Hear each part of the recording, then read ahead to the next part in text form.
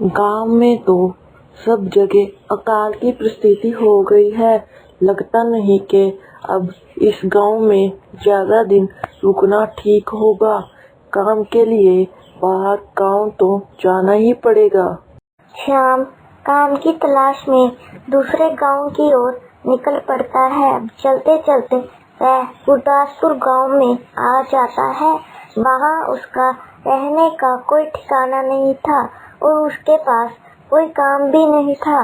चलते चलते वह एक अमीर किसान राजू सेठ के पास पहुंच जाता है। सेठ जी, मैं श्याम दूसरे गांव से आया हूँ। हमारे गांव में अकाल की परिस्थिति हो गई है। लोगों के खेत सूखे पड़े हैं। गांव में बूंद बूंद पानी के लिए लोग तरस रहे हैं। अगर मुझे आपके पास कुछ काम मिल जाएगा तो बहुत कृपा होगी। अरे रे रे रे, लगता है तुम्हारी हालत बहुत खस्ता हो गई है। ठीक है, वैसे मेरे पास एक काम तो है, पर लगता नहीं कि तुम वो कर पाओगे।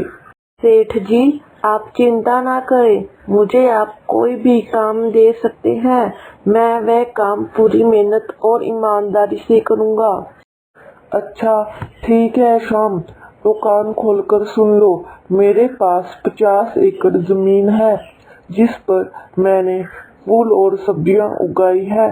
तुम्हें हर रोज उन सब्जियों और फूलों को ध्यान रखना होगा और रोज उन्हें पानी देना होगा। महीने के आखिर में तुम्हें इस काम के लिए 5,000 मिलेंगे। और हाँ, 2 वक्त का खाना भी हमारी तरफ से मुफ्त दिया जाएगा। बोलो, क्या तुम ये काम कर पाओगे? अरे बाप रे, 50 एकड़ जमीन को संभालना आसान काम नहीं है, पर अब मैं कुछ कर भी तो नहीं सकता। और ऊपर से सेठ जी 2 वक्त का खाना भी दे रहे हैं। ठीक है सेठ जी, मैं ये काम कर लूँगा, पर एक विनती है। हाँ बोलो श्याम, क्या बात है? सेठ जी, अगर आपको समस्या ना हो तो क्या मैं आपके बगीचे में बनी झोपड़ी में रह सकता हूँ? सेठ जी, मैं इस गांव में नया हूँ, मेरा रहने का कोई ठिकाना नहीं है। राजू सेठ थोड़ी देर तक सोचता है और शाम को ऊपर से नीचे तक देखने के बाद उसे कहता है, ठीक है श्याम, तुम बगीचे में रह सकते हो। जी धन्यवाद सेठ जी। तब से शाम बगीचे में रहकर अपना काम करने लगता है। वह रोज जल्दी उठकर सब्जी तोड़कर टोकरी में भरता था और हर रोज फूलों को पानी देता था। शाम अपना काम ईमानदारी और पूरी मेहनत से करता था। राजू सेठ को भी शाम का काम बहुत पसंद आने लगा, क्योंकि वह अपना काम सफाई से करता था।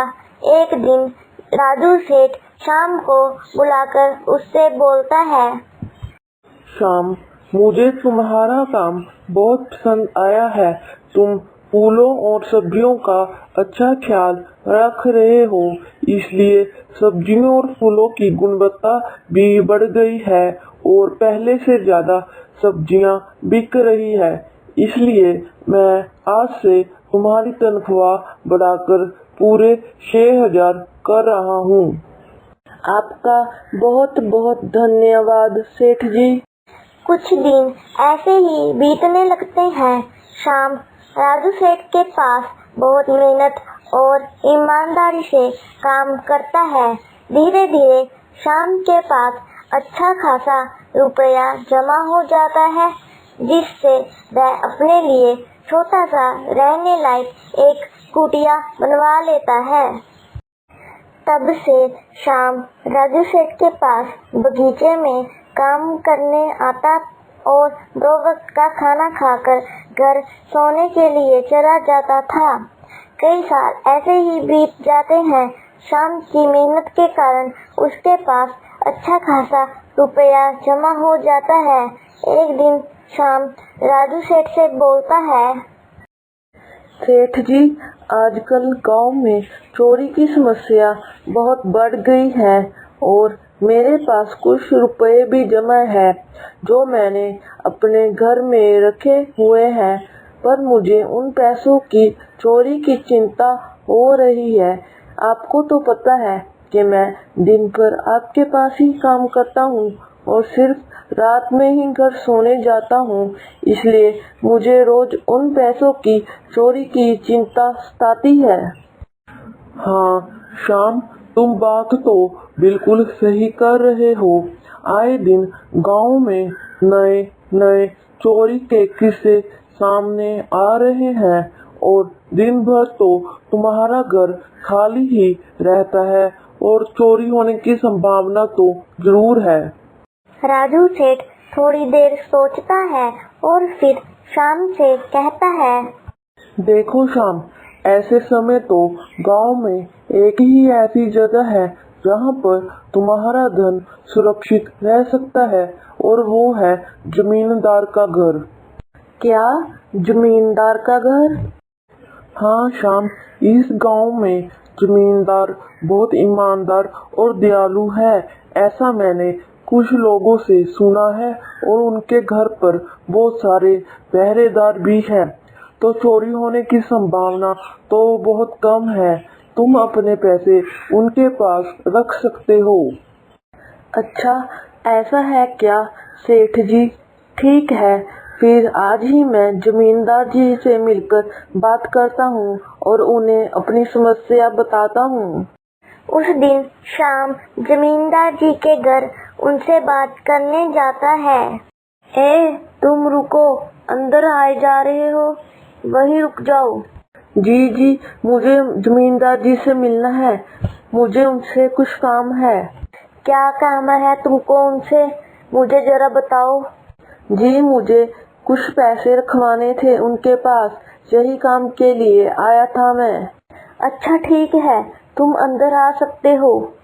जमींदार जी, मैं सालों से राजू सेठ के पास काम कर रहा हूँ और मैंने कुछ रुपए भी जमा कर लिए हैं, पर बात यह है कि गांव में चोरी की समस्या बहुत बढ़ गई है, तो मुझे अपने रुपए घर में रखने से डर लगा रहता है।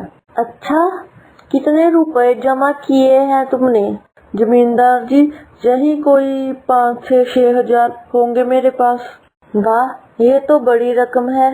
मैंने आपकी ईमानदारी के बारे में लोगों से बहुत सुना है, इसलिए मैं रकम आपके पास कुछ वक्त के लिए रखने आया हूँ। हाँ श्याम, तुमने बिल्कुल सही सुना है, तुम्हारी रकम मेरे पास पूरी तरह से सुरक्षित रहेगी। तुम अब चिंता ही छोड़ दो, मैं सब देख लूँगा। शाम अपने पैसे की थैली जमींदार को दे देता है। ये पूरे 6 हजार है, आप गिन कर देख लीजिए। अरे, गिनने की क्या जरूरत है, तुम तो अपने राजू सेठ के आदमी हो, मुझे तुम पर पूरा विश्वास है।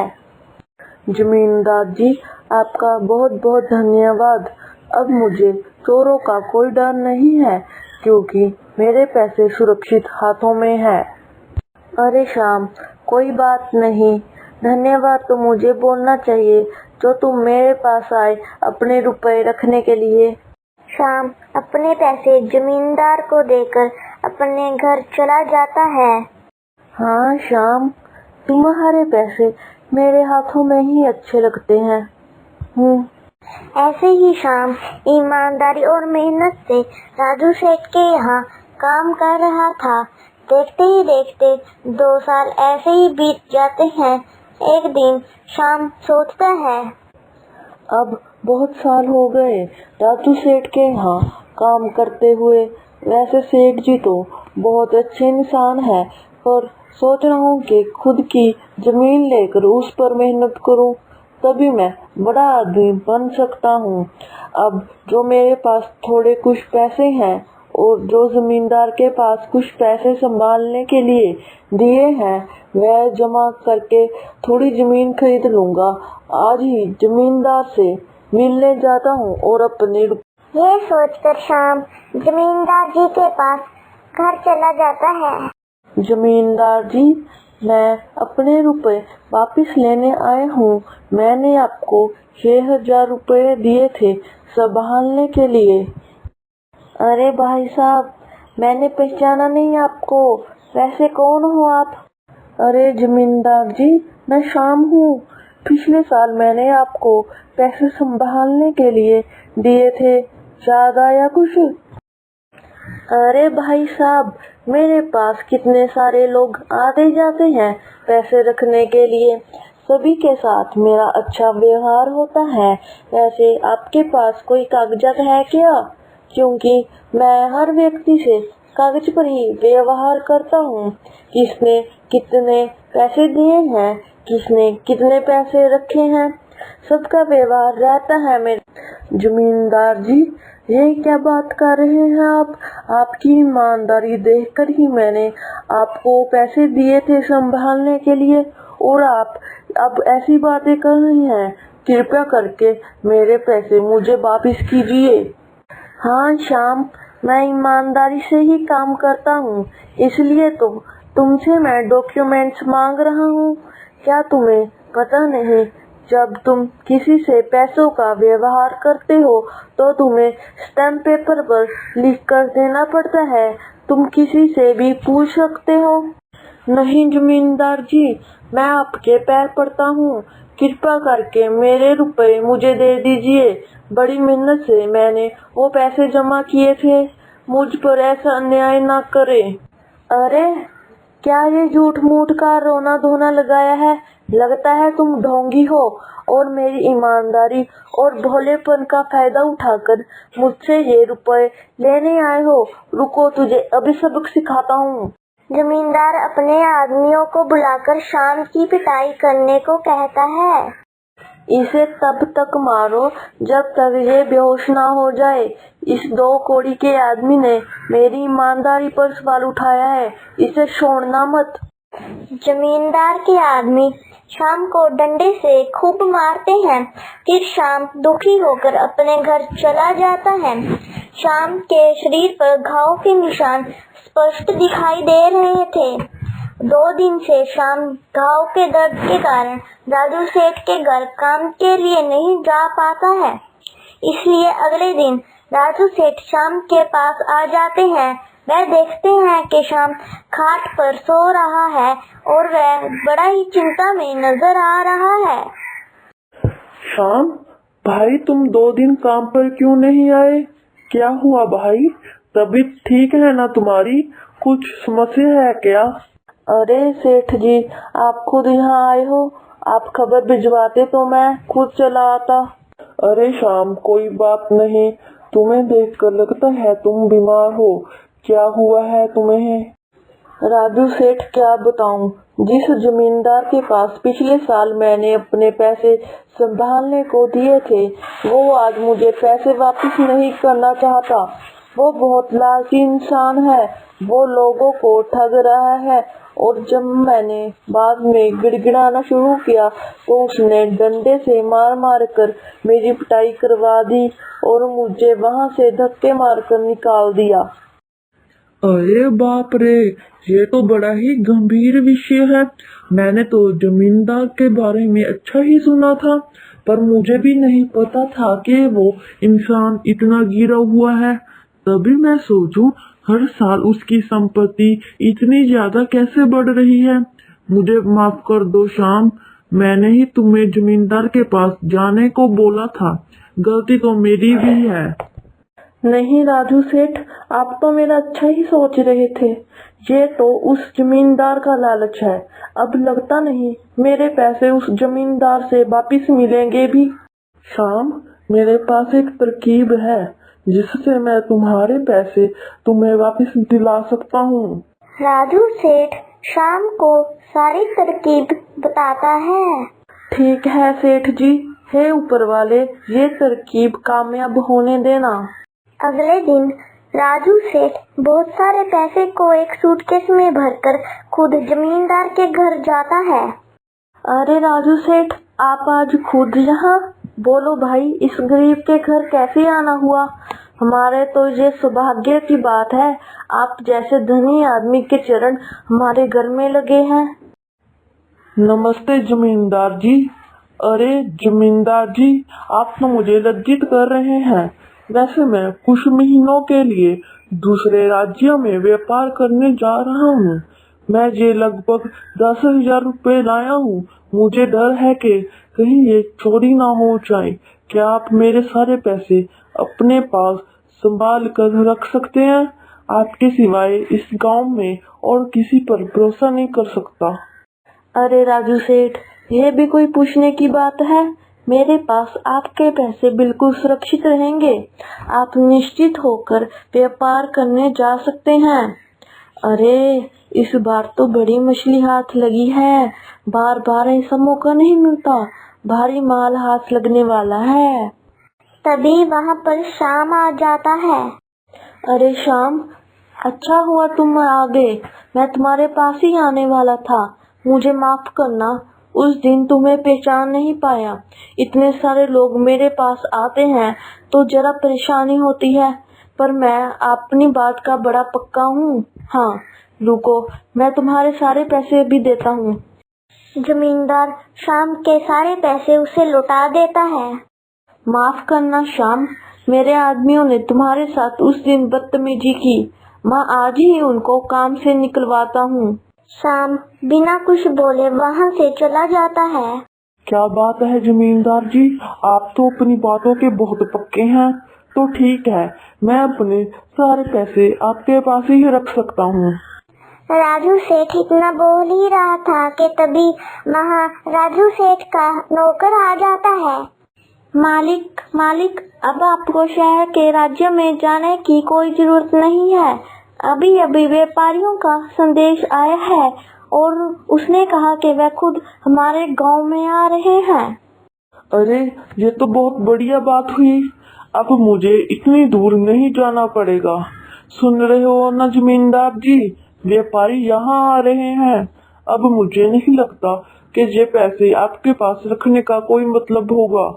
चलो, आपका बहुत बहुत धन्यवाद। आपने इतनी ईमानदारी दिखाई मुझे।